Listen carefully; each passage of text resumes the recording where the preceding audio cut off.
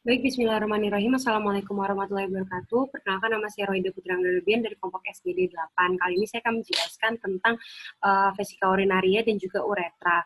Nah, pertama di sini saya akan menjelaskan terlebih dahulu tentang vesika urinaria. Jadi, vesika urinaria ini merupakan sebuah kantong muskulomembranosa di mana dia berfungsi untuk menampung daripada urin. Nah, untuk vesika urinaria sendiri ini dia itu terletak di paling anterior dari simfisis pubis dan dia itu memiliki tempat yang berbeda antara pria dan wanita. Nah, untuk berhadapan pada kavum peritoneal, dia itu terletak di retroperitoneal primer, dan juga kalau untuk pada wanita, dia itu terletak di sebelah dari dorsal simfisis pubis dan di ventrocaudal uterus di sebelah ventral vagina. Sedangkan untuk pada pria itu terletak di dorsal simfisis pubis dan di sebelah ventral daripada rektum. Nah, untuk bentuk, ukuran, besar, dan hubungannya dengan organ-organ di sekitar, itu tergantung dari berapa banyak dia terisi oleh urin. Nah, untuk batas-batasnya sendiri, pada vesika urinaria itu memiliki batas superior, yaitu pada kolum sigmoideum, ileum, kemudian pada bagian inferiornya itu ada prostat pada pria, kemudian pada anteriornya itu ada simfisis pubis, kemudian pada bagian posteriornya itu ada fascia retrovesicalis. Nah, selanjutnya, jika vesika urinaria ini terisi penuh, dia itu bisa mencapai pada kavum abdomen, yaitu di daerah umbilikus. Sedangkan jika pada rektumnya yang terisi, dia itu akan mendesak atau mendorong daripada vesika urinarianya itu untuk mengarah ke cranioventral. Nah, selanjutnya, untuk morfologi dari vesika urinaria. Nah, untuk vesika urinarianya sendiri, ini tuh jika dia terisi, dia itu berbentuk akan seperti oval. Sedangkan kalau dia itu tidak terisi, dia akan berbentuk pipih seperti tetrahedral atau seperti perahu. Nah, saya akan membahas terlebih dahulu, yaitu ada pada bila dia terisi kosong, dia itu akan membentuk dari 4 bidang pipih. Yang pertama ada fundus vesicae.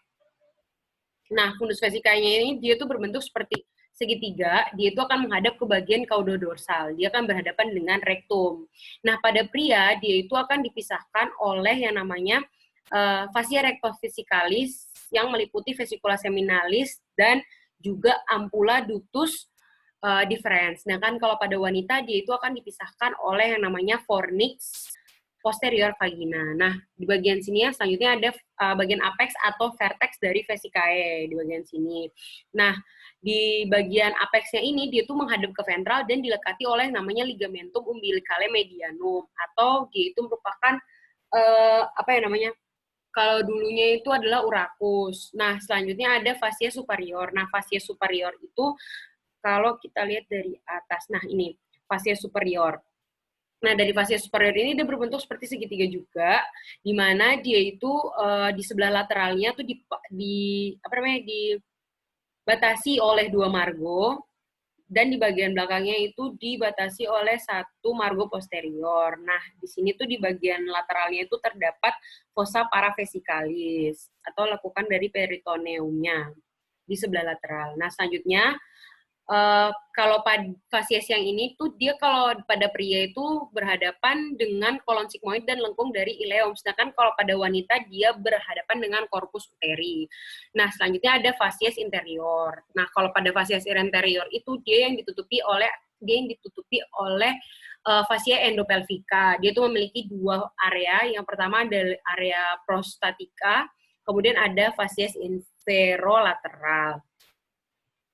Nah, Pak, bila ini yang tadi gambarannya yang dia tuh jika dia kosong dia berbentuk seperti ini, pipih gitu. Nah, yang bagian sini tuh ada di sini tuh ada ostium ureteris. Di sini tuh ada ostium ureteris, kemudian yang di bawahnya ini ada ostium uretra internum. Kemudian pada di atas sini ada apex vesicalis. Dan di bagian yang kosong ini itu ada fasies posterior dan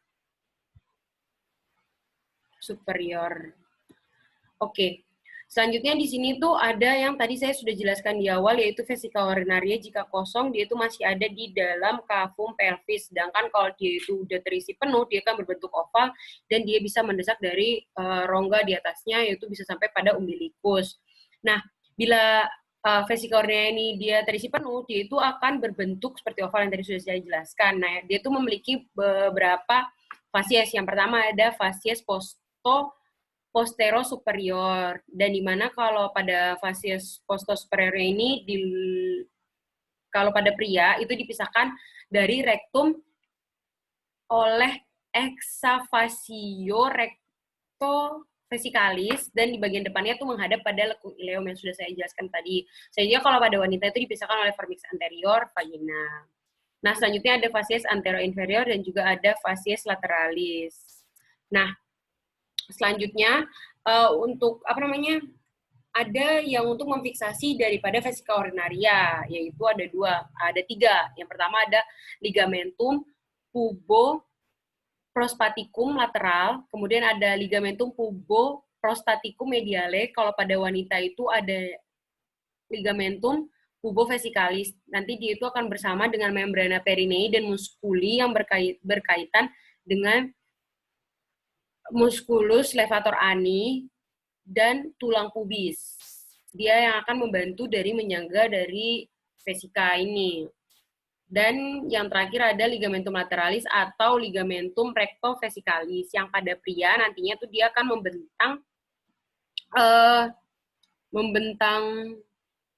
pada pria dia itu akan membentang dari crania vesicula seminalis melanjut ke plica retrovesicalis. Selanjutnya ada ligamentum yang merupakan sisa dari embrional, seperti saya sudah jelasin di awal tadi. Ada ligamentum umbilicale median, di mana dia itu merupakan sisa dari uracus. Selanjutnya ada ligamentum umbilicale medialis yang merupakan obliterasi dari arteri umbilicalis. Nah, selanjutnya untuk lapisan-lapisan dari vesika urinarianya ini dari luar ke dalam, yaitu ada tunica serosa, tela subserosa, terus ada tunica muscularis, sama ada tela submucosa, dan ada tunica mucosa. Nah, selanjutnya tadi di atas sini tuh ada yang di sini kan, ini tadi kan bentuknya seperti segitiga nih. Nah, ini yang disebut dengan trigonum leutaudi. Nah, dia ini kalau pada pria itu terfiksasi pada prostat, sedangkan pada wanita itu terfiksasi pada dinding anterior dari vagina. Wow, apa nih? Nah, selanjutnya itu ada yang namanya cavum redzi, atau nama lainnya yaitu spatium retropubica, di mana dia ini merupakan celah antara fasia dari endopelvica dengan bagian fasia transversa abdominis.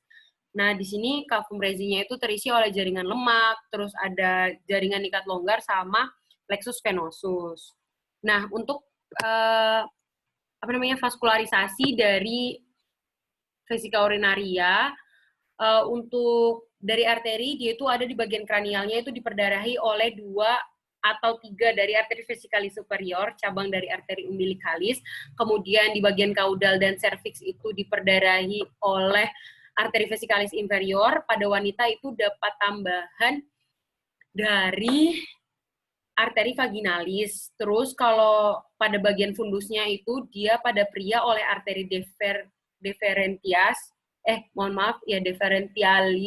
kemudian pada wanita itu oleh arteri vesikalis inferior dan vaginalis. Kalau vena, dia itu mengumpul pada plexus venosus prostaticus dan vesikalis yang nanti akan bermuara ke vena hipogastrika.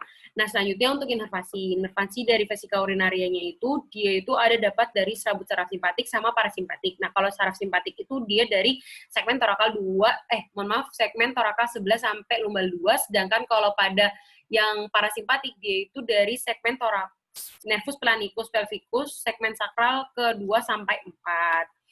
Nah, selanjutnya saya akan membahas tentang uretra. Nah, dari uretra sendiri, ini kan dia itu yang akan mengalirkan. Dia akan mengalirkan atau membawa cairan semen dan urin.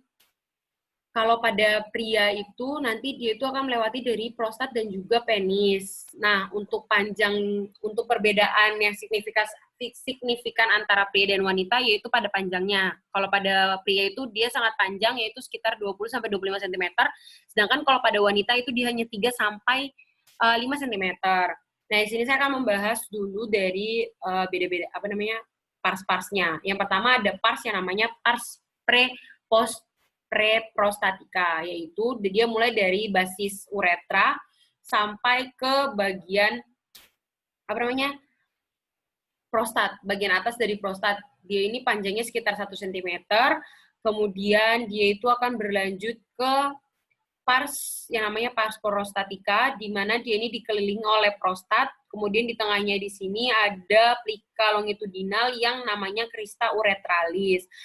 Nah, selanjutnya dia akan berlanjut ke bagian sini yaitu pars membranacea. Pars membranacea ini tuh terdapat ada yang namanya spatium perineum profundum.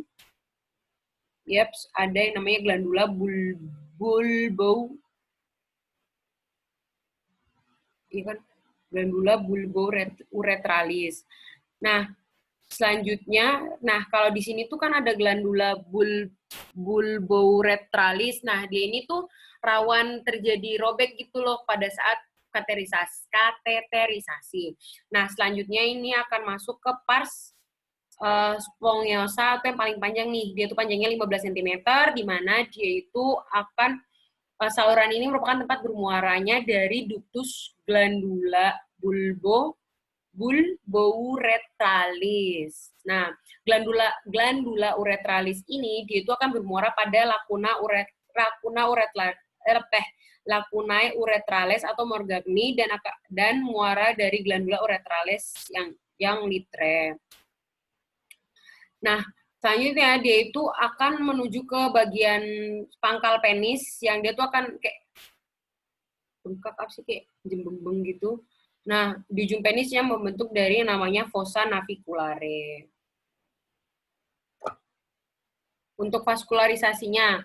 Nah, untuk vaskularisasi dari uretra sendiri, dia itu pada laki-laki dan wanita itu berbeda. Kalau pada laki-laki itu dia mendapat perdarahan mendapat aliran dari cabang dari arteri vesikalis inferior dan arteri rectalis media. Satu lagi. Serta arteri uretralis. Kalau pada wanita itu arteri pudenda interna dan vaginalis. Kalau untuk inervasinya pada laki-laki itu berasal dari nervus pudendus dan plexus prostaticus, sedangkan pada wanita itu berasal dari nervus pudendus. Alhamdulillahirrabbilalamin. Penjelasan saya telah selesai. Kurang dan lebihnya mohon dimaafkan. Wabillahi taufiq walhidayah. Wassalamualaikum warahmatullahi wabarakatuh.